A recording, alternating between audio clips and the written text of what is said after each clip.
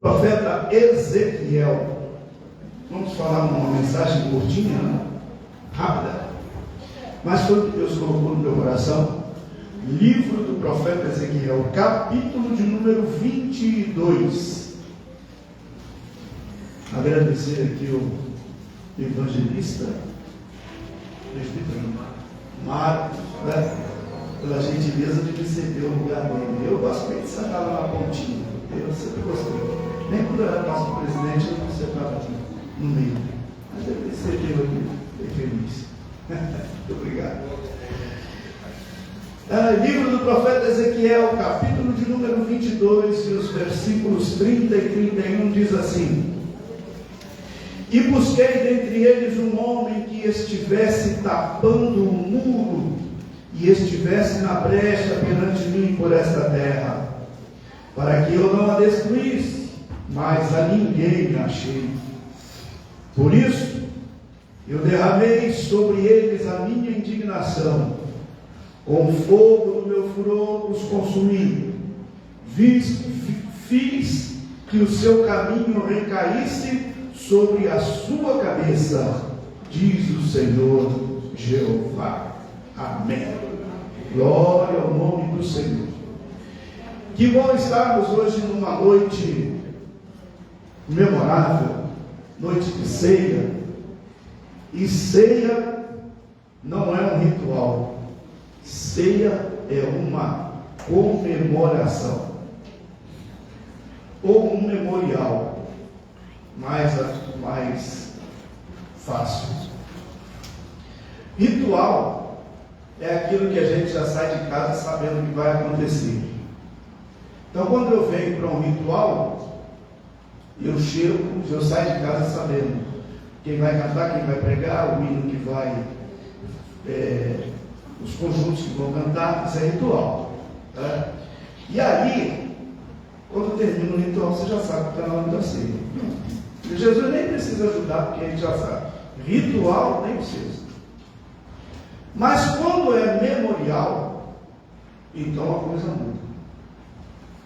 Porque o memorial, ele tem que ter, em primeiro lugar, a lembrança daquele que é o responsável para essa celebração.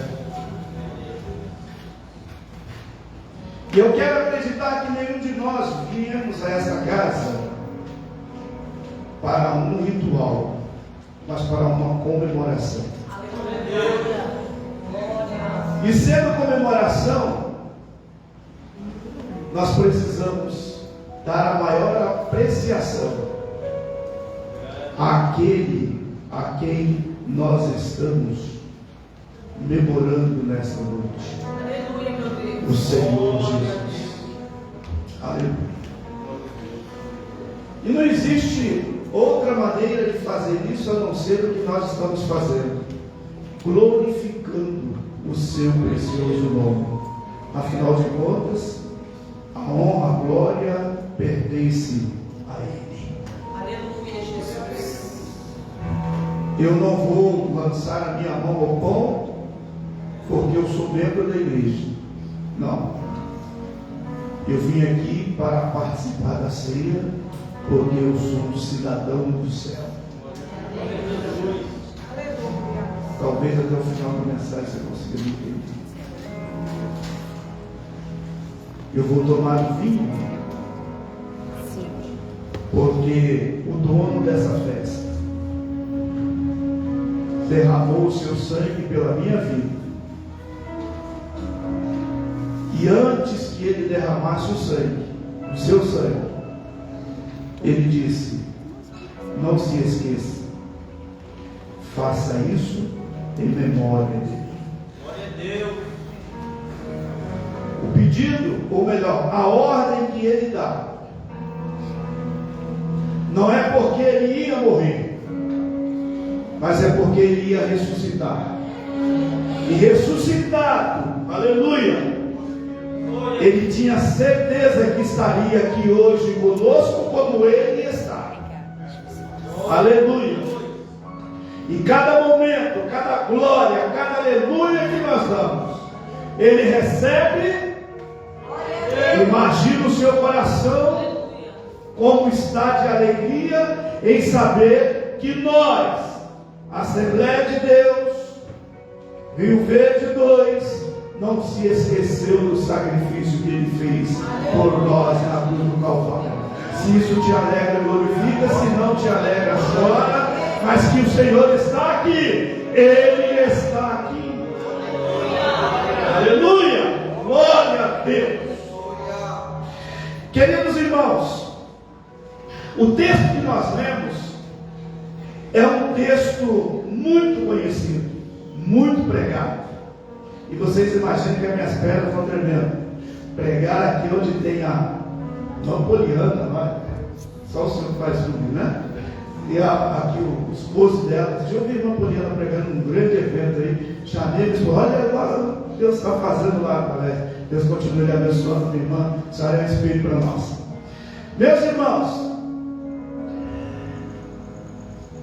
num momento de grande enfraquecimento espiritual, enfraquecimento moral e social, um período em que a nação de Israel estava sendo movida por uma grande apostasia, Deus olha para esta nação, observa a sua situação caótica, e misericordiosamente levanta um homem chamado Ezequiel.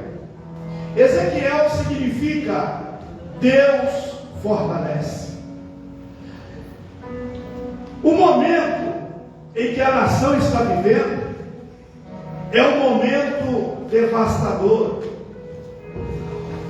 O povo está no exílio babilônico, precisa de ouvir uma mensagem singular, e essa mensagem, para que o povo entendesse, Deus envia, permeada por visões, parábolas, alegorias e símbolos. Não é muito diferente dos nossos dias, porque o Senhor sabe as nossas limitações e as nossas incapacidades para entender o que Ele está falando. E como é difícil o que Ele faz, Ele adapta a sua linguagem àquilo que nós sabemos, àquilo que nós conhecemos, àquilo que nós convivemos, para que esta mensagem seja uma mensagem singular aos nossos ouvidos, e nós possamos assim recebê-la e entendê-la. Ezequiel pertencia à linhagem sacerdotal.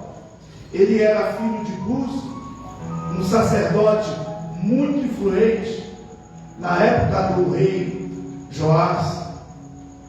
Quando ele tem mais ou menos 30 anos de idade, Deus o chama para o ministério profético. A história nos diz que Ezequiel era uma pessoa que tinha um conhecimento profundo do templo, devido às formas com que ele se pronuncia. Então ele conhecia bem o templo.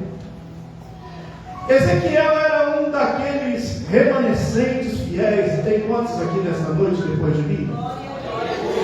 Aleluia, glória a Deus. Era um daqueles que não deixava o Senhor por motivo nenhum. Segundo a história, a sua esposa faleceu logo que começou o cerco babilônico a Jerusalém. Porém, ele tinha a sua residência própria numa colônia judia junto ao rio Quebar.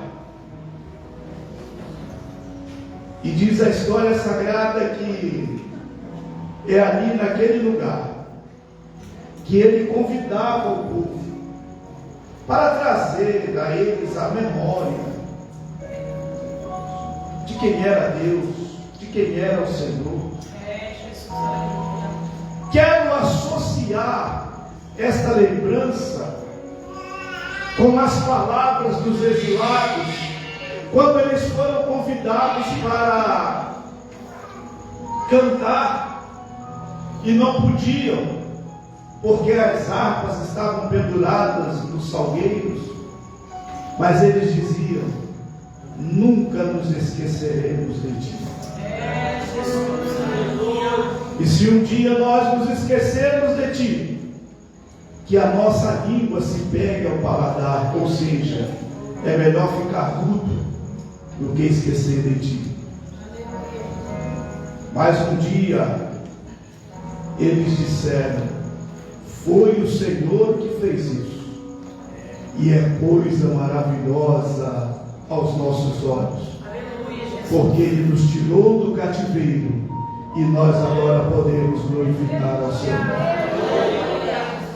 Aleluia! A nação hebreia está desprovida de rei, está fora da sua terra. Era-lhes impossível cumprir os rituais religiosos ordenados por Moisés. Ezequiel, fervoroso, com o calor do Espírito de Deus, periodicamente reunia o povo, glorificava, adorava e bendizia o nome do Senhor. Mas isso não isentou de que Deus, ao transmitir a Ezequiel as suas palavras, dissesse para ele: Ezequiel, ao se dirigir a este povo, chame-os de casa rebelde. Isso porque o sofrimento, o exílio, a mudança de vida não foi o suficiente para mudar o coração daquele povo, coração endurecido. Mas existe um Deus do céu, um Deus que trabalha por mim e trabalha por você, um Deus que está aqui nesta noite. E ainda que eu não tenha muita força para glorificar, a sua presença, aleluia, é real na nossa vida.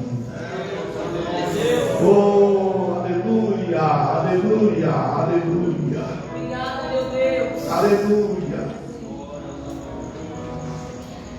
Ezequiel é levantado por Deus com duas missões principais: promover arrependimento e fé, e estimular a esperança e a confiança do povo.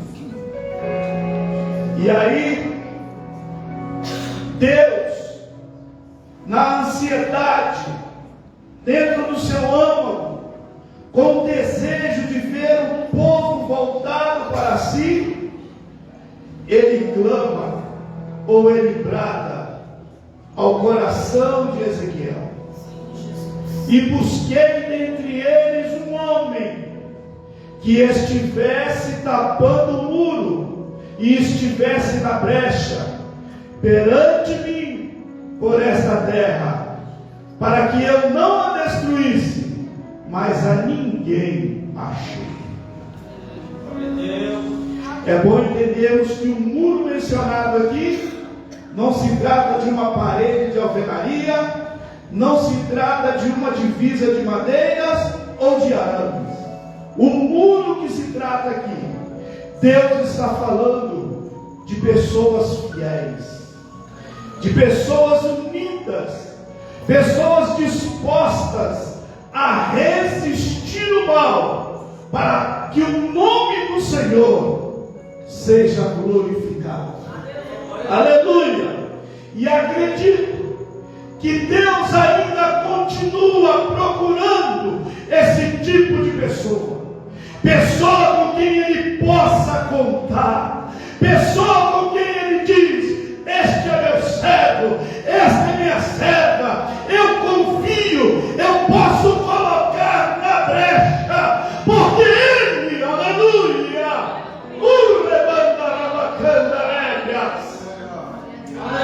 vai cumprir a sua missão. O mal estava explícito em seus ritos religiosos, Eles emitiam opiniões das suas próprias vontades. Isso era tão inútil que o próprio Deus classificou de caiação. Caiação é aquilo que você faz para tapar. Passa um cal aí. Não, a parede está torta, passa um cal. O túmulo está muito bonito, passa um cal, só para pôr de fundo. Passa um cal para disfarçar. E Deus então chama o profeta e diz: isso aí é pura caiação. O que eu preciso é que o povo me adore em espírito. Aleluia. O que eu quero é estar presente no meio do meu povo. O que eu quero, aleluia, é que eles sintam a minha presença e que nada seja encalhado, porque eu sou Deus. Aleluia. Oh, glória. Deus está dizendo a Ezequiel: este povo precisa de uma total reconstrução espiritual. Por graça de Deus, eu prego desde 7 anos de idade. E Deus nunca me fez pregar para quem ficou em casa. Aleluia. Deus nunca me fez pregar para quem não pôde vir ao culto. Ele sempre me trouxe para pregar para quem está aqui. Então Deus está falando conosco nesta noite. Aleluia! Oh glória! Pode ser dura, pode ser amarga a palavra, pode ser até o que eu não queria ouvir, mas é o que Ele quer falar. E é desta forma que esta noite Deus separou e reservou para nos reconstruir. Aleluia! Porque a vida do crente é de fé em fé. Eu venço neste minuto e tenho que vencer o próximo minuto. Eu venço hoje e preciso vencer amanhã. E para eu ter condição de fazer isso, eu preciso ser reconstruído todos os dias. Todos os dias reconstruído. E é isso que Deus está fazendo conosco nesta memorável noite de Santa Ceia. Deus então sai à procura de um homem. Ele poderia sim ter enviado um ser angelical para tapar essa brecha, mas não é isso que Deus precisa. Deus não precisa de um ser angelical para tapar a brecha. Deus precisa de um homem. Eu sou o primeiro. Glória a Deus. Aleluia. Oh glória. Aleluia. Eu digo: pode contar comigo, Senhor. Aleluia. Pode contar comigo. Aleluia. Eu podia até parar aqui, mas vamos falar mais um pouquinho que Deus colocou no meu coração. Deus precisa de um homem. E ele sai à procura. E quando ele sai à procura, o primeiro lugar que ele vai é na corte. Quando ele chega lá na corte, ele vê idolatria e religião. Ele observa que a santidade está sendo desprezada. Ele está vendo a idolatria campeando por todos os lados. E o sacrifício, aquilo que era para ser santo, está sendo profanado. Deus olha um grande derramamento de sangue e a prática da imoralidade se tornando comum no meio do povo. A desumanidade está sendo o texto principal. Aquele que tinha a responsabilidade de reprimir tudo isso era a corte. Deus observa que a corte está a favor de tudo aquilo, consentindo tudo. E aí vem uma triste situação.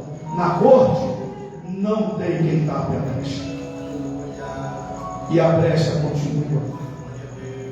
Deus então continua em sua procura. E aí Deus vai ao templo. Quando ele chega no templo, ele vai procurar o sacerdote. E quando ele procura o sacerdote, ele precisa dizer ao sacerdote: o juízo virá. Não tem como escapar, a menos que haja um sacerdote capaz de oferecer sacrifício aceitável e aprazível a Deus. Infelizmente, não tem esse sacerdote. Então Deus sinaliza: eu bato palmas, eu estou aplaudindo com ironia, porque tudo que eu preparei, tudo que eu fiz, de nada tem valor. Sacerdote, impreterivelmente o juízo virá, e eu então espalharei este povo entre as nações, os lançarei numa fornalha de fogo ardente, e ainda serão queimados como lixo, como refúgio e como símbolo da minha indignidade. Deus está indignado, serão considerados como escória. O templo estava abandonado, os sacerdotes transgrediam a lei de Deus, não havia diferença entre o santo e o profano, entre o puro e o impuro. Deus então procura, mas não encontra. Vai onde estão os sacerdotes, os guardiões do tabernáculo, aqueles que tinham a responsabilidade de afastar toda a maldade que porventura se aproximasse do santuário. E Deus não encontra um homem para colocar na brecha. Mas antes de eu prosseguir, eu preciso dizer que Deus pode continuar contando comigo, independente da situação. Aleluia! Aleluia! Oh, glória! Deus não se cansa, Ele não para. E agora Deus sobe aos montes, e subindo aos montes Ele vai à procura dos profetas. Triste decepção. Estão profetizando mentiras, oprimindo o povo, roubando, praticando violência ao aflito, extorquindo o necessitado e o estrangeiro, tudo em nome do Senhor. Eles estão dizendo que Deus falou sem que Deus tenha falado. Mensagens baseadas nas suas opiniões, nas suas próprias vontades e até naqueles jargões oportunistas, nas ilusões das tribulações daqueles que vêm buscar um refúgio para a sua necessidade. Deus no monte olha para os profetas e não encontra alguém que Ele possa colocar na brecha. Preciso perguntar, e se você quiser se apresentar, aproveite. Quantos profetas de Deus nós temos aqui nessa casa? Quantos profetas nós temos aqui? Aleluia! Profeta que tem a coragem de falar a palavra, de falar com verdade, de falar com inspiração do céu, para que Deus possa realizar a sua obra. Aleluia, aleluia. O amor de Deus é constrangedor. A insondável misericórdia de Deus, a sua fidelidade a si mesmo continua em ação, e Deus continua procurando. Quando Deus estava procurando alguém para ser o símbolo da fé, Ele disse assim: jurei por mim mesmo, diz o Senhor, porquanto fizeste isso, não negaste o teu filho.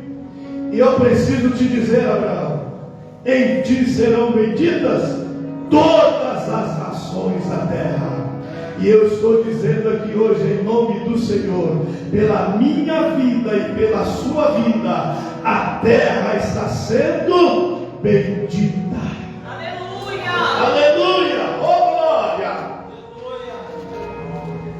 Por último, Deus insiste em sua busca. Eu penso com a minha linguagem pobre, simples e humana, que Deus diz: eu não posso parar, eu tenho que buscar, e eu vou continuar buscando. Eu já fui à corte, já fui ao sacerdote, ao templo, já fui ao monte, mas tem um povo que eu preciso ir, e eu vou lá. Eu vou no meio de um povo simples, eu vou no meio de um povo que tem o coração pobre de espírito, eu vou no meio de um povo que tem o coração quebrantado, eu vou no meio de um povo que anda na minha presença, eu vou no meio de um povo que eu posso testemunhar que é o remanescente fiel. Eu vou no meio de um povo disposto a interceder, disposto a bradar contra o pecado, disposto a bradar contra as sócios infernais da maldade dos lugares celestiais. Um povo que quer, que deseja ser restaurado dia após dia. Esse povo sou eu. Aleluia! Este povo somos nós que aqui estamos. Aleluia! Alguém que queira ser envolvido na mesma nuvem que acompanhou o povo de Israel no deserto. Alguém que entenda o significado do resplendor da transfiguração. Alguém que esteja debaixo da chama do Pentecoste. Eu paro porque eu preciso sentir um pouquinho dessa chama aqui nesta noite. E ela está aqui.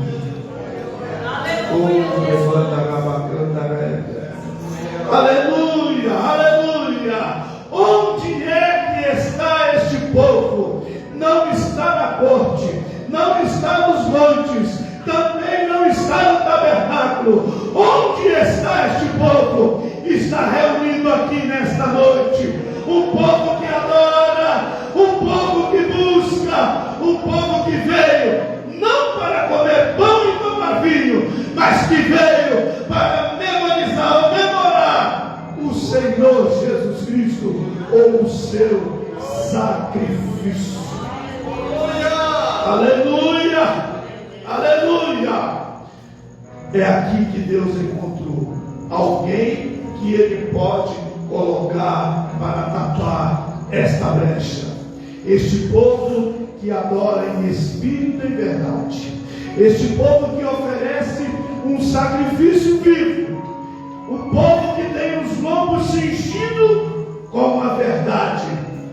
Povo que segue ao sopro do Espírito Santo e que está envolvido no resplendor da glória de Deus. Quantos estão envolvidos nesse resplendor? Quantos estão envolvidos nesse resplendor? Se você está envolvido, diga: Senhor, estou aqui, pode me colocar na brecha. Senhor, estou aqui, me coloca na brecha. Aqui Ele tem quantos Ele precisar. O muro não estará fendido, porque nós estamos aqui para tapar a brecha. Que Deus nos abençoe nesta noite. Que cada um de nós possamos entender o porquê estamos aqui. Para que estamos aqui? Porque o Senhor precisa de cada um de nós. Deus nos abençoe. Aleluia. Glória a Deus. Amém, irmão? Glória a Jesus. Benção a palavra do Senhor. Deus abençoe, pastor Melquisedeque. Glória a Deus, que possamos